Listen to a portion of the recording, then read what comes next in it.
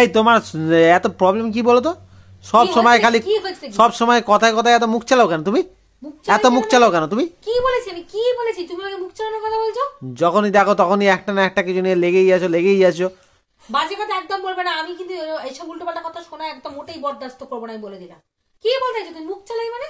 হ্যাঁ শোনো, তোমাকে আমি কদিন আগে কি বলেছিলাম বলো তো? কি বলেছি? কি বলেছিলে? তোমাকে যে আমি এত করে বলছি যে বাবু আমার একটু গাড়ি চালানো শেখাও, গাড়ি চালানো শেখাও, বলেছি তো? হ্যাঁ কি না? হ্যাঁ বলেছি। তুমি ভর্তি করেছো? আমি তোমাকে গাড়ি চালানো শেখাতে পারবো না। ও গাড়ি চালানো শেখাতে পারবে না? না, গাড়ি চালাতে পারবে না তো শিখিয়ে কি লাভ রে ভাই? তুমি কি এখনই বুঝে গেছো যে আমি গাড়ি চালাতে পারবো কি পারবো না? এখনই বুঝে গেছো?